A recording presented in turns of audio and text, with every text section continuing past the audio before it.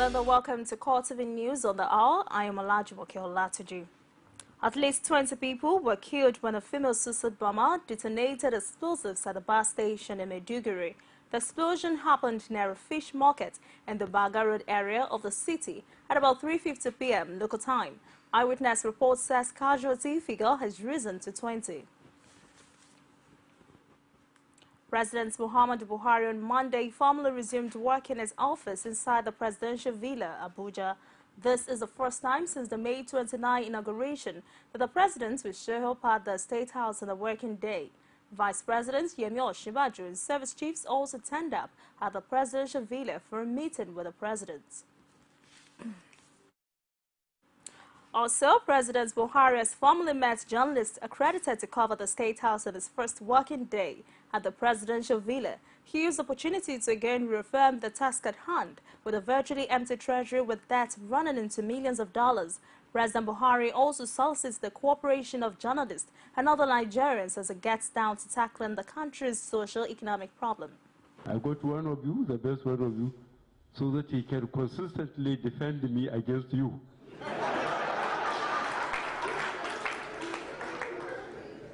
Whether his job is difficult or easy is up to him. But I'm here to thank you very much in advance for what good and ill you are going to do to me.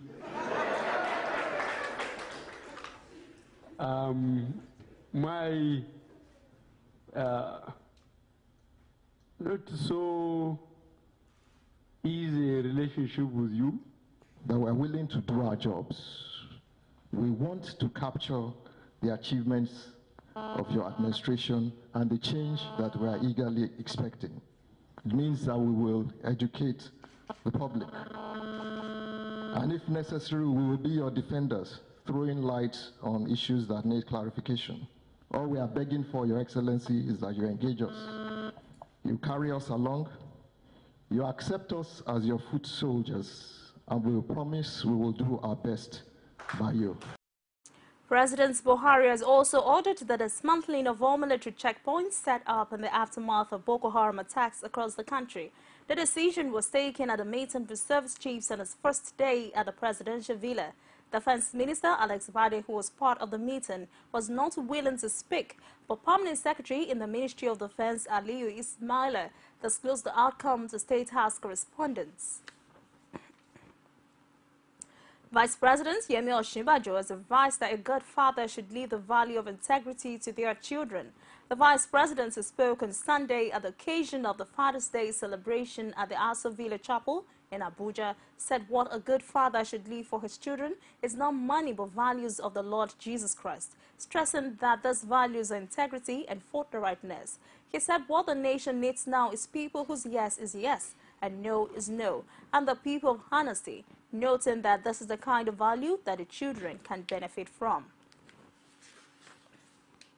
One of the senators elected on the platform of the All Progressives Congress, Shehu Sani, has blamed the leadership of the party for boxing itself into a corner with the emergence of Bukola Saraki as Senate President. He also described the outcome as part of the plot by the opposition People's Democratic Party to break APC's National Assembly.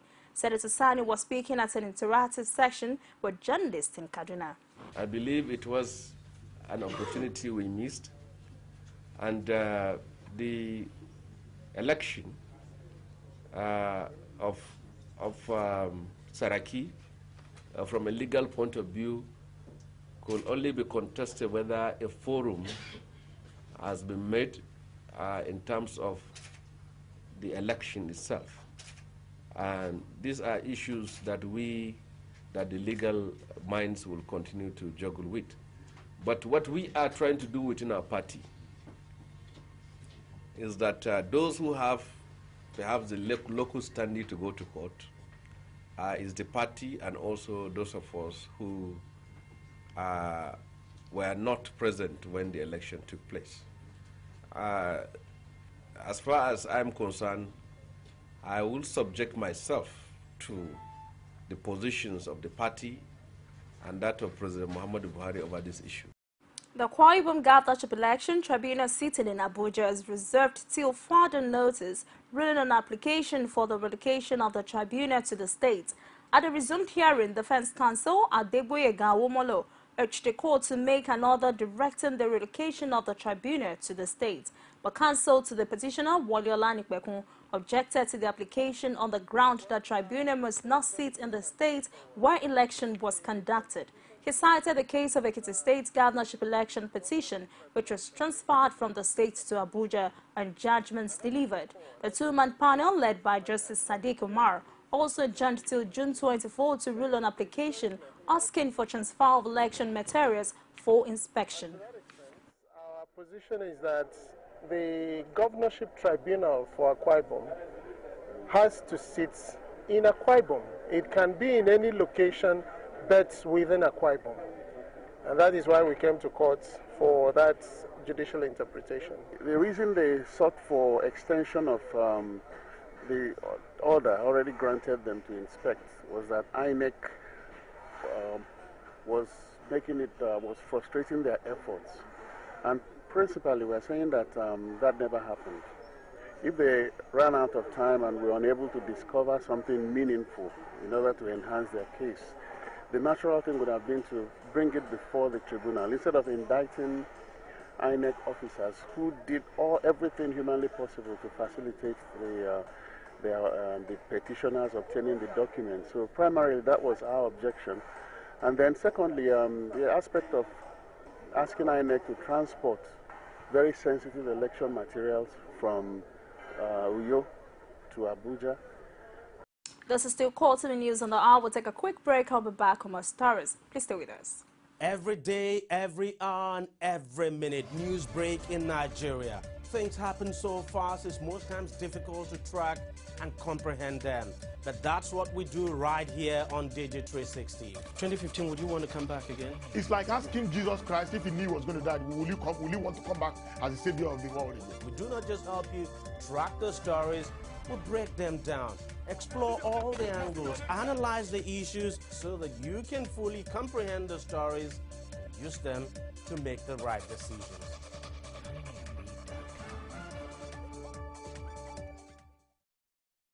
You're welcome back. For more on the news and other programs, please visit our Facebook page at www.facebook.com/CoreTV News. Follow us on Twitter at CoreTV News NG. And on our YouTube channel, youtube.com/CoreTV, leave a space, then news. The All Progressives Congress in Osun State has again assured the striking workers in the state that their salaries will be paid by June end. The party gave the assurance at a press conference in Abuja. Rashid joins us via phone.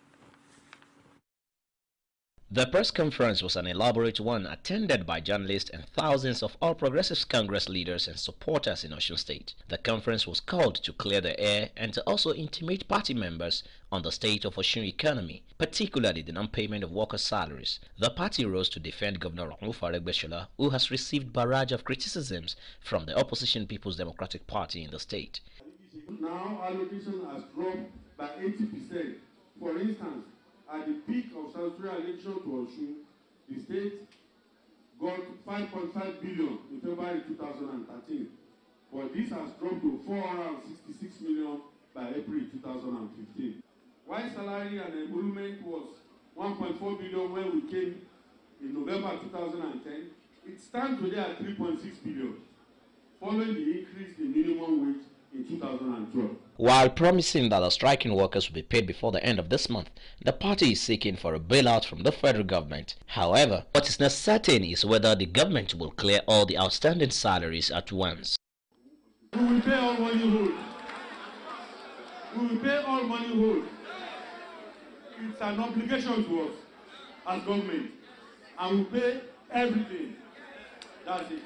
State need a bailout first in order to stabilize the economy. And after the bailout, then we need to think out of the box and beam our light along other sectors of economy apart from the oil sector. The APC also warned the opposition People's Democratic Party against inciting the people of the state against the government. Rashid, CoreTV News, Oshogbo.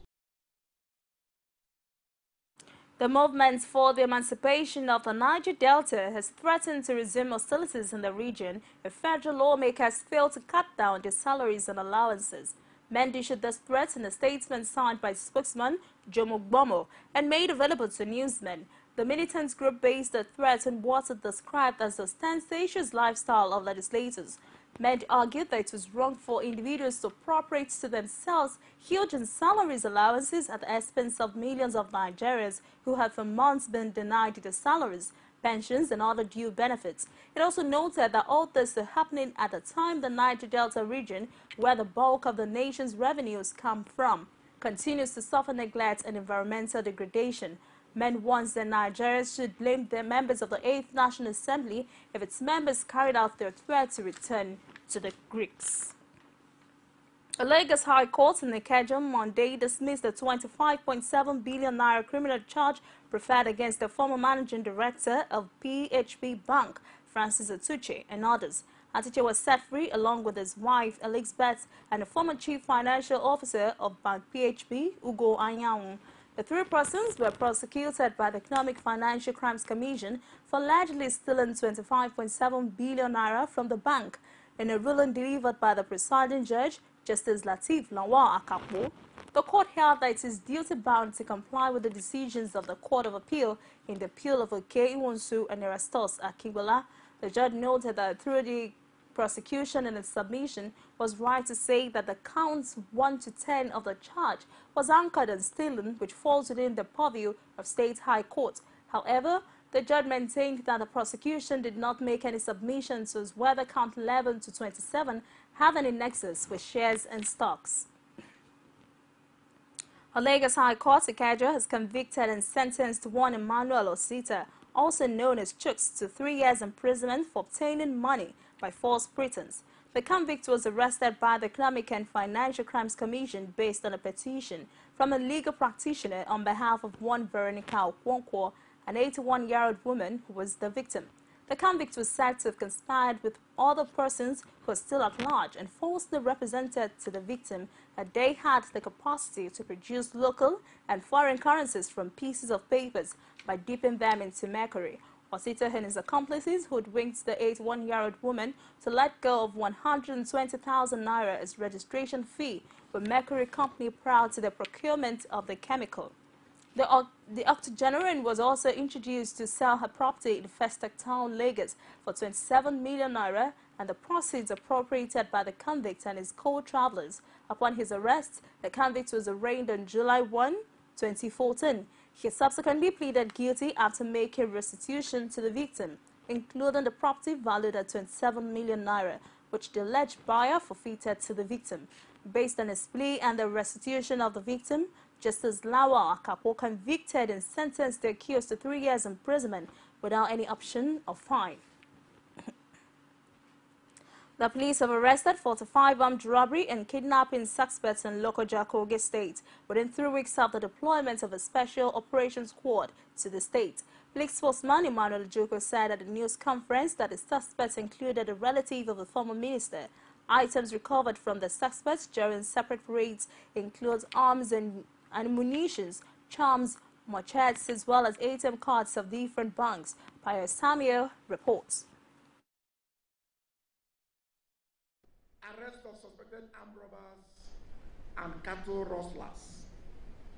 On the 4th day of June, around 2 o'clock in the morning, operatives raided Gidam Gwari in Lokoja area, suspected to be the hideout of hoodlums, which always emerge from the bush along Lokoja and Jokuta Highway to rob unsuspecting members of the public while being armed. These suspects have made useful statements. Aliu Bello particularly admitted that he has taken part in several armed robberies and cattle rustling escapades. The Nigeria Security and Civil Defense Corps says the protection of critical infrastructure across the country remains one of its cardinal objectives. This has led to the arrest of over 350 pipeline vendors since January this year. Commandant General of the Corps, Adai Boluri, stated this at an interactive session with journalists in Abuja. He also disclosed that plans are underway to acquire high-tech security equipment to bolster the operation of the anti-vandal squad. Indirect arrest, that is, arrest made by the military, arrest made by the ATF, arrest made by the Nigerian Army, and other agencies of government such as SSS, stood at 100. We have just brought in an electronic shooting range to our academy here. From now also, there's going to be what is called NASA Civil Defense Control Center. It's like an academy, which we have presently in Yenagoa, for instance. A community in Orion local government area of Edo State near Jesse, Delta State, is experiencing its fair share of the devastating effect of oil spillage. Omogwo Nokwa community has about 2,000 hectares of its farmland embroiled in oil spillage and has rendered most of the farmers redundant and sick since the incident began. Leaders of the community have called on the federal, state government and the respective authorities to come to their aid. The reports.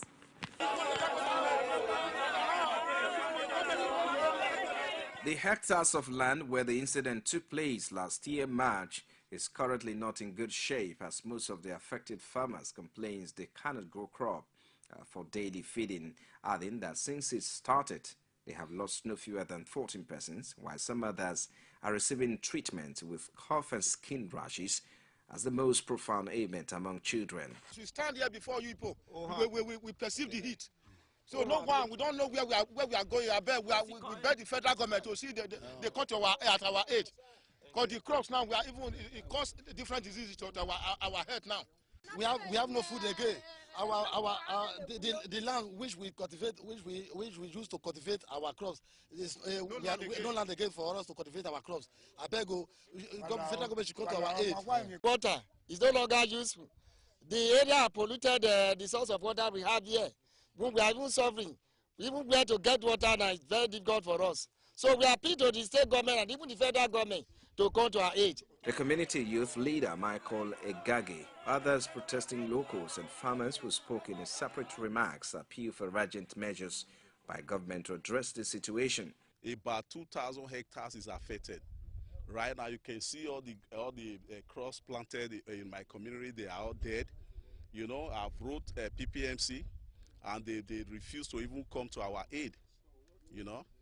And most of the animals in this area, they are all dying. You know, so some locals, you know, some local farmers, they have picked several antelope, grass cutter, and most people that even eat from those animals, they are all sick. And some of them are even affected, so have skin rashes and all that. So I'm calling on the federal government, the state government, to come to our rescue. While Charles Mariagbe, a senior special assistant to Governor Adams Shomole on environment, who visited the scene to ascertain the level of impact, said appropriate action will be taken as soon as these principles are briefed. And we've looked at some physical assessments, and we can see that there are some evidences that there's some situation there of some oil spill. We would take the message back we'll make reports, because the Honorable Commissioner has to be briefed on this, and we'll take necessary action from there. Unnecessary bodies that are supposed to be so communicated. Mr. Opala Anthony, an official from the Federal Ministry of Environment, will observe that the impact of the oil spillage was much, maintains that government understands the effect of spillage but assure the people of positive response. Experts in standard regulation and maintenance in Africa have converged in Abuja to promote and sustain productivity and trade on the continent. Speaking at the opening of a 3-day forum for heads of national standards bodies in Africa, they insist that effective harmonization is important if Africa must move above its 3% involvement in world trade. They explained that harmonizing trade standards will remove restrictions among countries and allow them break new frontiers. Basai has more.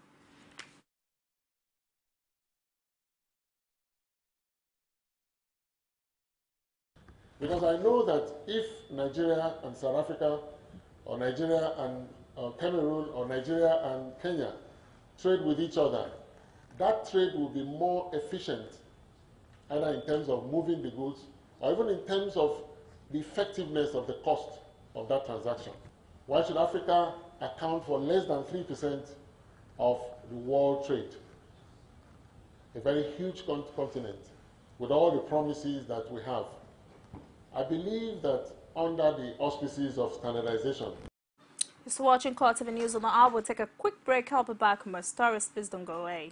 Love don't have naked. That's a sign of protest, saying that things are not good. Women share the most amazing thoughts. When it's close to the time, our people will protest naked. On national issues. That was their own point. That was an accident. That is different. And they do it. Politics is about being a servant. Passionately. Without a woman, there will be no success at all. Sharing the adorable word of women. There are some women who have what it takes. In politics. Margaret Thatcher, Iron Lady. When she's too soft, she's too soft. Only on CoreTV News.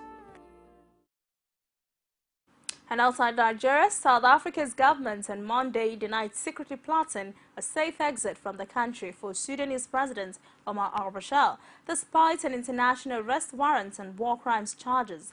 Bashir, who's wanted by the International Criminal Court for genocide, war crimes and crimes against humanity over the conflict in Darfur, flew out of Pretoria last Monday despite a court order that barred his departure.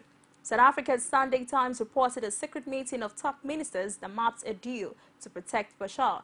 It alleged that Bashir was escorted from Johannesburg, where he attended an African Union summit, to his plane in Pretoria by President Jacob Zuma's personal security detail. But the authorities said no such meeting took place. The High Court in Pretoria ordered the government to explain this week why it deferred the order that barred Bashir from leaving. It said the government is expected to provide the court with a report that explains how President al-Bashir left the country. German authorities decided Monday to release Al Jazeera's correspondent Ahmed Mansour, his channel said, 2 days after detaining him at the request of his native Egypt in a move that sparked outrage from media and rights groups. Supporters and journalists marched outside the Berlin prison where the journalist was being held. However, German prosecutors had decided to reject the extradition request from Cairo. Mansour, an Egyptian British dual national, was controversially arrested Saturday at the Berlin airport, where he had been due to fly to Doha. He was sentenced last year by an Egyptian court in Assumption to 15 years in prison on torture and other charges, which he rejected as absurd. German Foreign Ministry spokesman Martin Schöffel earlier Monday said Mansour had been arrested based on an Egyptian warrant issued last October. With that, it's a wrap on CoreTV News on the Hour. Thank you for watching.